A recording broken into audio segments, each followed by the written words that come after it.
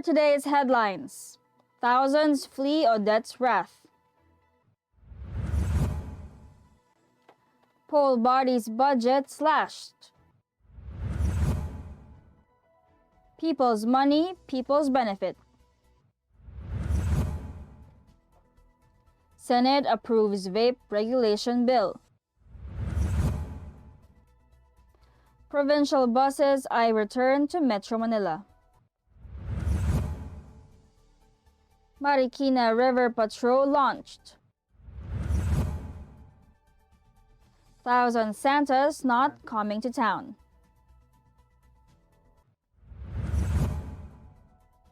Good morning, I am Venice Bautista and you are watching Tribune News on Q.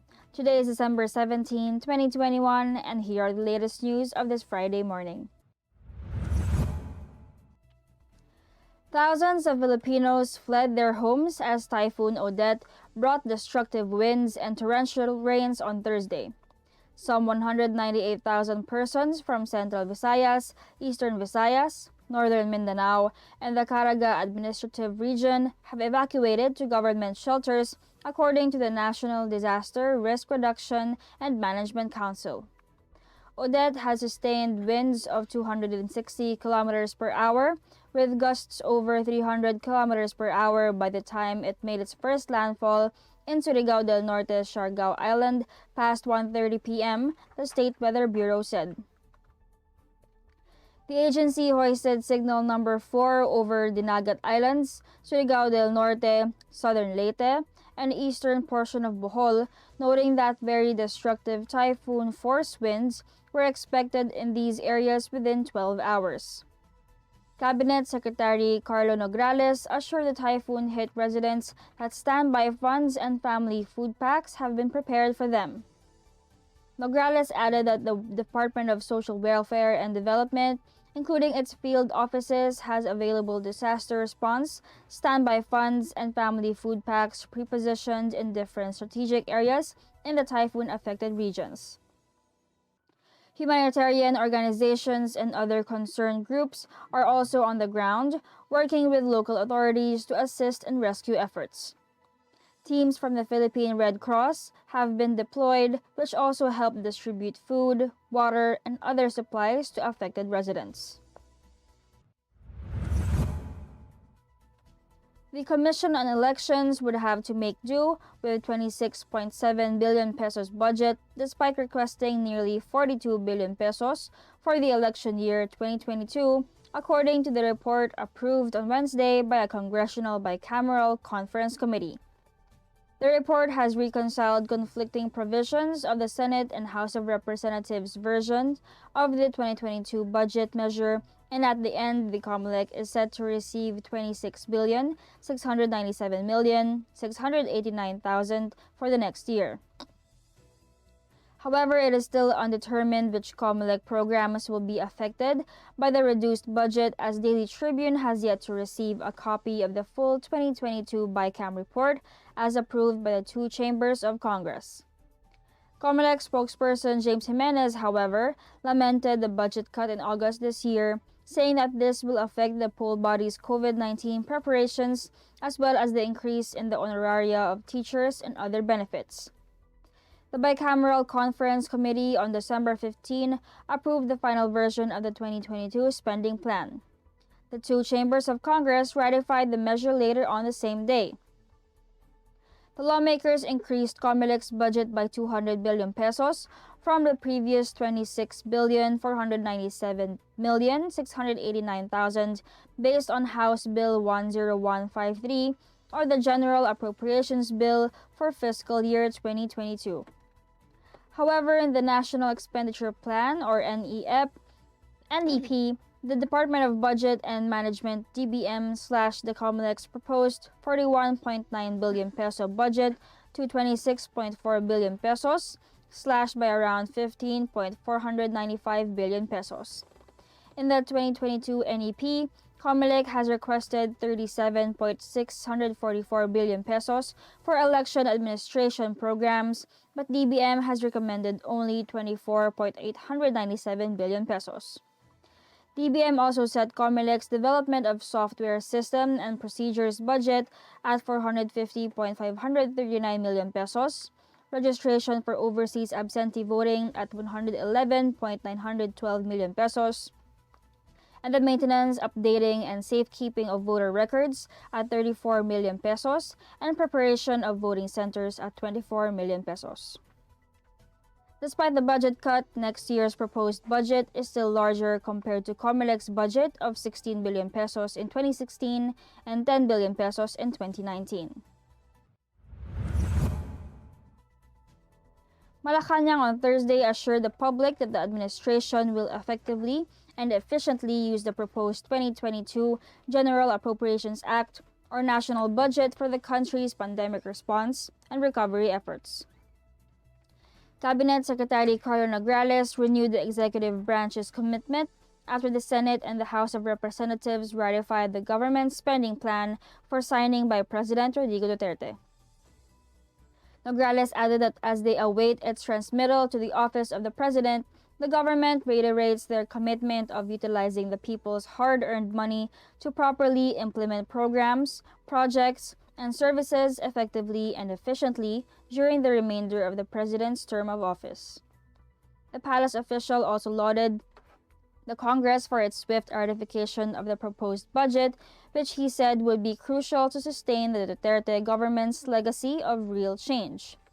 The proposed 5.024 trillion peso budget, poised to be the largest ever in Philippine history, includes allocations for health workers' benefits, coronavirus vaccine booster shots, among other programs aimed to combat the effects of the pandemic. Under the 2022 spending plan, the social services sector is expected to get the biggest amount with 1.922 trillion pesos, which accounts for 38% of the entire expenditure program as the Philippines continues to grapple with the coronavirus pandemic. It also includes 5 billion pesos in allocations for retirement and life insurance premiums, apart from appropriations for the Philippine Health Insurance Corporation and government-run hospitals. About 50 billion pesos was set aside for the special risk allowances of health workers, while another 50 billion pesos was allocated to purchase booster shots next year. The administration's use of the 2021 national budget earned criticism, particularly after the Commission on Audit flagged the Health Department's supposed deficiencies in 67 billion pesos worth of supply contracts. The funds were allocated to cover the benefits of health workers and medical supplies. The executive branch, for its part, denied misuse of the funds, even as the Senate Blue Ribbon Committee conducted hearings on the matter and later recommended criminal charges against government officials and businessmen over alleged irregularities and procurement processes. Tribune News on Key will be back after these reminders. Boto mo to Halalan 2022, the Daily Tribune special coverage.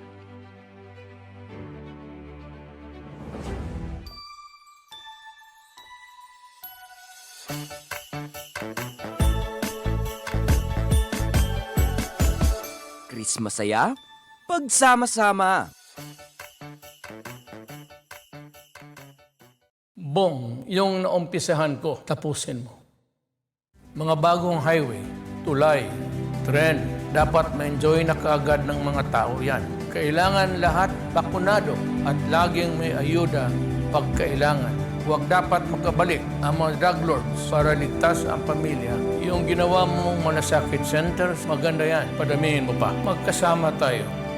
Tayo ang nagsimula, tuloy-tuloy lang, Bong. Boto mo to Halalan 2022, the Daily Tribune special coverage.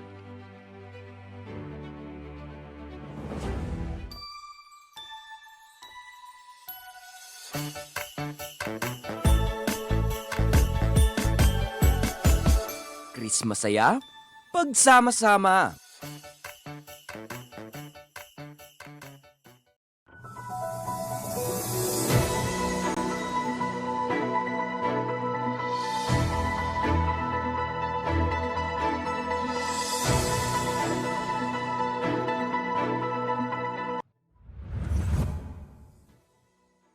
We're back on Tribune News on Q.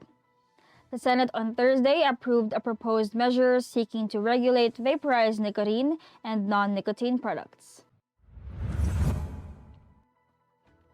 Voting 19-2 and 2, Senators passed on third and final reading Senate Bill 2239 or the Vape Nicotine Products Regulations Act. Senators Pia Cayetano and Francis Kiko Pangilinan voted against its passage while Senators Christopher Lawrence Bongo and Manny Pacquiao abstained from voting. Once enacted, the measure would restrict the access for the purchase, sale, and use of e-cigarettes to individuals aged 18 years old and above, and it also mandates retailers to ask consumers for valid identification cards certifying their age and birth date before they can make their purchase. The measure also seeks to ban the sale, promotion, advertising, and product demonstration of any vape products within 100 meters from any point of the perimeter of a school and require sellers not to put them immediately next to products that would interest minors. In terms of online sales, only retailers registered with the Department of Trade and Industry and the Securities and Exchange Commission would be allowed to distribute such products. Advertisements are allowed, but they should not feature celebrities or social media influencers, and it should also contain the required health warning in tobacco products and should not encourage non-tobacco or non-nicotine users to use vape. The Department of Health and other involved agencies, meanwhile, must prescribe guidelines on the implementation of smoking and vaping restriction awareness campaigns. A fine of 10,000 pesos or imprisonment of not more than 30 days would be sanctioned to any person that would be caught selling or distributing vape products to minors. Succeeding offenses may result in the revocation of business licenses or permits. In explaining her vote, Cayetano expressed her disappointment over the non-regulation of the Food and Drug Administration on the products covered by the law. To recall, the senator had repeatedly appealed for the Senate to uphold the regulatory agency's authority over vape products and had questioned the measure's objective to transfer the power over other vapes from the FDI to the DTI.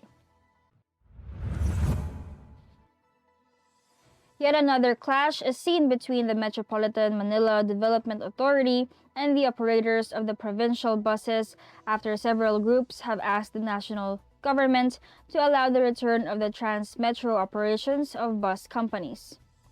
The nagkakaisang samahan ng mga nangangasiwa ng panlalawigang bus sa Pilipinas Incorporated, several unions of transport workers, and a group of affected commuters have appealed to the Interagency Task Force, Department of Transportation, and the MMDA to lift the prohibition on the use of private terminals by the provincial buses as the National Capital Region has reopened the economy and imposed a lighter Alert Level 2 status. MMDA said it will review the legal implications of the appeals on the ban on provincial buses in the NCR that was implemented in March 2019, or just a year before the COVID-19 pandemic has caused a nationwide lockdown.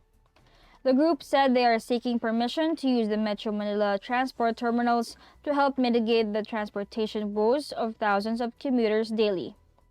Regulation 19002 that ordered the closure of all 47 provincial bus terminals along EDSA was issued by the Metro Manila Council, the governing and policy-making body of the MMDA, that year.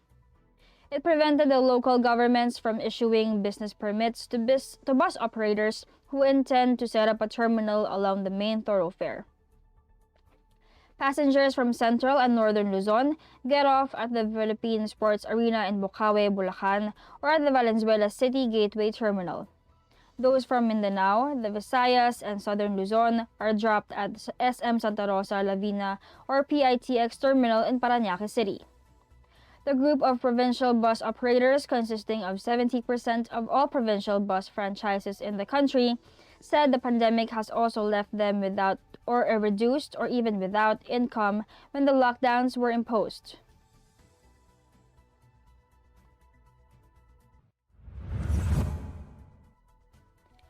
The Marikina City Government and the Philippine National Police on Thursday jointly launched the Marikina River Patrol project to ensure the safety and security of city residents. City Mayor Marcy Teodoro stressed the importance of a safe Marikina River Park to the public, especially this holiday season when families visit the 11-kilometer stretch of the river park amid the easing of the COVID-19 pandemic protocols.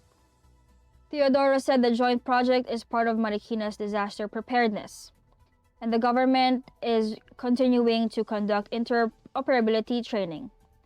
During the launch, the local government donated 2 motorboats to the PNP, while private individuals have donated 3 all-terrain vehicles or ATV to beef up equipment for the project. Teodoro disclosed a plan to put up a headquarters for the River Patrol along the 11-meter stretch of the Marikina River area. National Capital Region Police Office Chief Major General Vicente Danao expressed gratitude to the city government and the donors. Tribune News on Q will be back. Stay with us. Botomoto Halalan 2022, the Daily Tribune special coverage.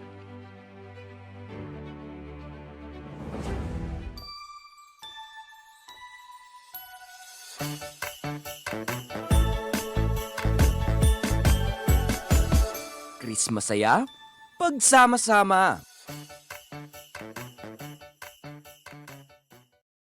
Mapalutong bahay man o sumptuous meal for special occasions, sagot na kayo ng tropang Kalanpag.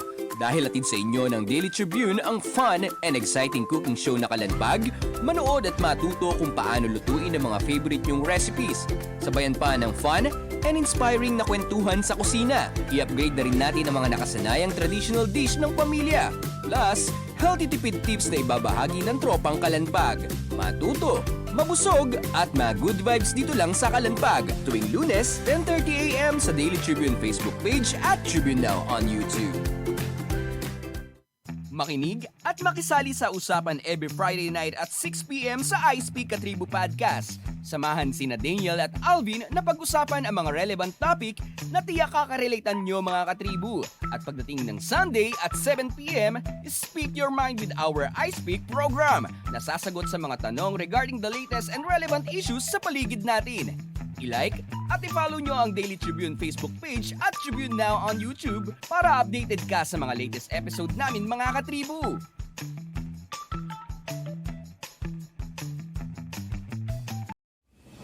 Botomoto Halalan 2022, the Daily Tribune special coverage.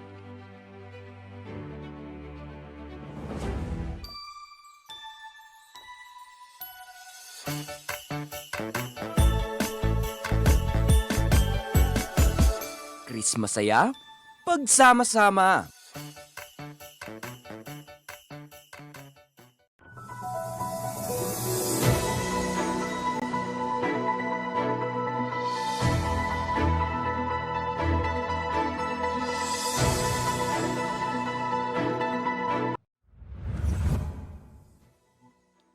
You are still watching Tribune News on Q. Christmas is just around the corner, but you may struggle to spot a Santa spreading joy in the United States this holiday season. That's because the pandemic has caused a shortage of 1,000 Father Christmases, according to a booking company and Santa Claus training school. After festivities were kept to a minimum last year due to COVID-19, parties are back for Christmas 2021, but the supply of plump, white-bearded men in red is way behind demand. There's a tremendous shortage of Santa Claus entertainers, Mitch Allen, founder of Texas-based rental agency Hire Santa, told AFP. But the number of Santas on his books has dropped 10% compared to 2019, meaning he has a shortfall of over 1,000 positions this season. And that wraps up the stories this morning. But before we go, we would like to thank the following: the SM Store, Department of Tourism, Araneta City, MG Motors, Hana Motors, Security Bank, and Overseas Community Affairs Council member Alan Lin of Republic of China for their continued support. Again, this is Venice Bautista on Tribune News on Q, reminding you that we only have 8 days until Christmas.